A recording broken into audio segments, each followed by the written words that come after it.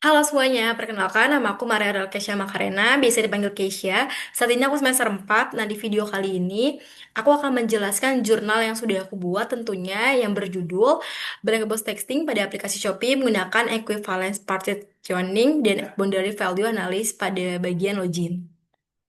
Nah, di bagian abstrak sini utamanya itu aku tuh mengambil tiga keywordnya yaitu ada black box texting pastinya, terus yang kedua ada equivalence, terus yang ketiga ada boundary value analysis. Nah, masuk ke pendahuluannya. Nih, pesata kemajuan bidang teknologi digital telah mengubah secara fundamental landscape industri e-commerce tentunya.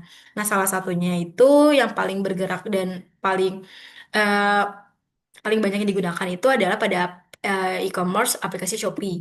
Di sini aku mengambil atau mengangkat fitur paling fundamental dan krusial dalam aplikasi e-commerce seperti Shopee. Fitur yang aku pakai itu nantinya fitur yang aku bawa, sorry, itu adalah fitur login. Di mana fitur ini merupakan gerbang utama bagi pengguna untuk mengakses akun mereka, mengelola informasi pribadi, dan melakukan berbagai transaksi. Mengingat peran sentral kendala dan keamanan fitur login harus terjamin sepenuhnya. Salah satu pendekatan pengujian yang populer adalah black box texting yang berfokus pada pengujian fungsionalitas aplikasi tanpa memperhatikan struktur internal kode. Jadi kalau misalnya black box testing itu kan cuma tampilannya aja tuh gimana. Nanti kalau misalnya aku udah main kode itu namanya white box texting. Tapi di video kali ini aku cuma menggunakan black box textingnya aja. Nah, dalam black box testing equivalence partitioning ini menjadikan teknik yang sangat efektif. Teknik ini bekerja dengan mengklasifikasikan data input ke dalam kategori-kategori ekuivalen, memungkinkan pengujian untuk menguji input representasi dari setiap kategori sehingga proses pengujian menjadi lebih efisien tanpa mengurangi tingkat akurasi. Selain itu, ada boundary value yang tadi aku udah bilang juga di keywordnya itu seringkali digunakan bersamaan dengan equivalence partitioning. No, partitioning yang menjelaskan itu bahwa BVA yaitu boundary value analysis itu pada pengujian nilai-nilai batas tepi setiap partisi. Karena kita di sini kesalahan cenderung sering terjadi di Shopee, teknik-teknik ini telah diterapkan pada berbagai fitur utama, termasuk sistem login. Nah, nextnya kita masuk ke tinjauan pustaka. Di sini pengujian perangkat lunak yaitu ada pengujian perangkat lunak software testing tentunya. Itu biar bisa ngetahuin tuh mendeteksi kesalahan pada bagian bugs-bugsnya.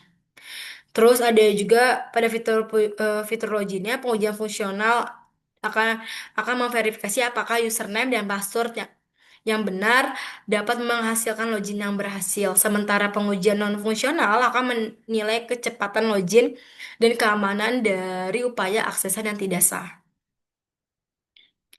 Nah, masuk ke sini ke black box textingnya. Nah, dari sini itu kita mulai masuk ke metode pengujian perangkat lunak yang menilai fungsionalitas aplikasi hanya berdasarkan hasil yang diharapkan tanpa memerlukan pemahaman tentang struktur internal atau kode pemrograman. Nah, contoh nih, partisi untuk username di sini kalau misalnya valid itu tuh username itu terdaftar yang sudah terdaftar dan benar. Misalnya penggunanya valid jadinya. Nah, kalau misalnya invalid itu nanti ada apa namanya? Ada notifikasi invalid itu kalau misalnya username tidak terdaftar. Kedua, username kosong atau yang ketiga, username mengandung karakter misal yang tidak diizinkan gitu. Kayak misalnya username-nya kalau titik titik titik titik Keisha itu nggak bisa. Jadi harus apa namanya? harus ah, harus berkarakter gitu loh. Terus ada juga partisi untuk password di mana kalau misalnya valid itu ya passwordnya sudah terdaftar tentunya misalnya password 123 gitu. Atau misalnya invalidnya itu kalau misalnya passwordnya salah atau passwordnya kosong atau mungkin passwordnya tidak memenuhi kriteria penilaian. Misal terlalu pendek gitu. Oke, kita masuk ke boundary value analysis-nya. Nah, di sini kita mulai teknik ini menguji nilai-nilai berikut untuk setiap rentan input.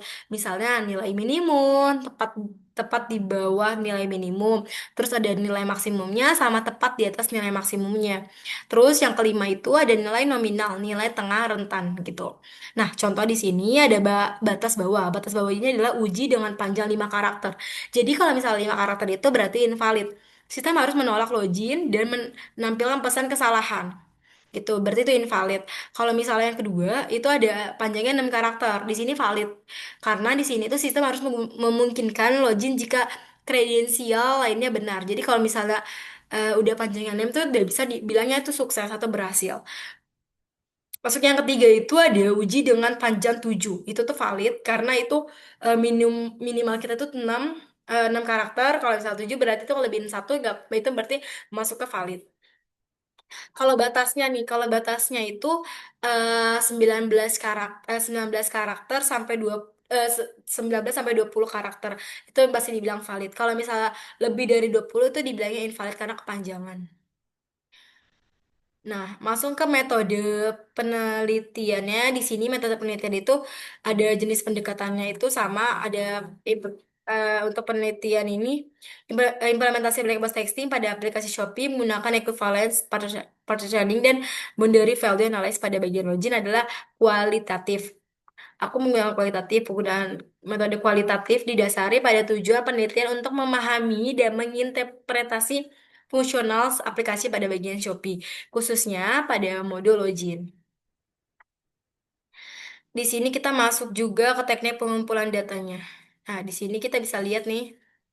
Di sini ada studi literatur, identifikasi kebutuhan fungsional, perancangan skenario uji, dan eksekusi dan analis. Terus habis itu dari eksekusi analis itu ditarik juga kesimpulan dan pelaporannya. Itu ada tahapan penelitiannya nantinya, terus ada teknik analis data. Di sini adalah dia tuh mendeskripsi atau hasilnya tuh gimana. Jadi kalau misalnya nih, untuk setiap kasus uji yang gagal, itu dilakukan deskripsi rincian mengenai perilaku sistem yang tidak sesuai dengan harapan. Misalnya contoh, kayak udah lagi ngisi password, terus tiba-tiba passwordnya itu tuh kayak udah bener nih, terus habis itu eh, gagal gitu. Kenapa kenapa gagalnya itu dikasih tahu, misalnya eh, karakternya salah atau misalnya tidak sesuai dengan inputannya kayak gitu. Ada juga partisi untuk username email. Itu kalau misalnya mau menggunakan email ya, username itu menggunakan email, itu juga bisa. Eh, Email itu harus menggunakan ya, jadi jangan Yahoo, itu nggak bisa karena kita menggunakan emailnya misalnya email jadi ya @gmail.com gitu. Terus ada juga partisip dan password itu sama yang tadi aku udah jelasin, 6 sampai 20 karakter password. Jadi kalau lebih atau kurang dari 6 atau lebih dari 20 itu invalid. Nanti ada kesalahan yang akan diberikan dari sistemnya. Lu masuk ke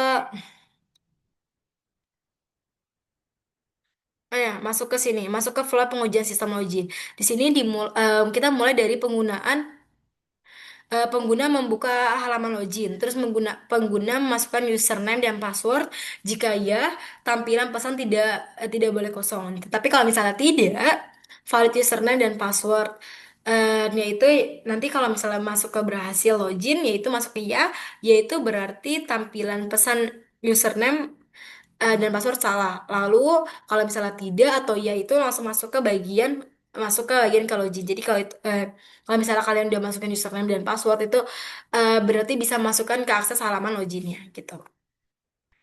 Next kita masuk ke kesimpulan. Di sini aku menyimpulkan bahwa metode yang kita gunakan adalah penelitian kualitatif dengan pendekatan studi kasus eksperimental pada fitur login di aplikasi Shopee. Proses pengumpulan yang dilakukan melalui observasi langsung dan perancangan skenario yang disistematiskan menggunakan teknik equivalence partitioning. Eksekusi penggunaan tersebut kemudian dianalisa secara kualitatif deskriptif, yaitu dengan penyajian hasilnya dalam bentuk tabel, mendeskripsikan setiap kegagalan yang ditemukan dan mengidentifikasi pola input yang menyebabkan kesalahan pada fitur sistemnya, pada fitur login di sistemnya. Nah, yang terakhir, hasil pengujian membuktikan bahwa fitur aplikasi Shopee memiliki tingkat kendala dan validasi yang tinggi. sistem secara konsisten mampu memvalidasi masukan pengguna dengan benar, seperti menolak format email yang salah, kata sandi yang tidak memenuhi syarat, misalnya kepanjangan atau kependekan karakternya, seperti juga keseluruhan penerapan teknik equivalence partitioning dan boundary value analysis terbukti efektif dalam mengevaluasi fungsionalitas secara sistematis dan efektif. Lalu ada juga sebagai langkah efisiensi jangka panjangnya, skenario pengujian yang telah terbukti efektif dalam studi kasus ini dapat diotomatisasikan menjadi regression test suite digunakan menjaga konsistensi kualitas di tengah siklus pengembangan yang cepat di industri sekarang ini yaitu e-commerce. Udah sih gitu aja. Nah, ini aku ngambil daftar pustaka yang relevan tentunya sesuai topik yang aku angkat, yaitu e-commerce, terus pada Shopee juga. Oke, terima kasih sudah menonton video aku kali ini. Semoga yang aku jelasin itu bermanfaat dan menambah wawasan kalian. Terima kasih.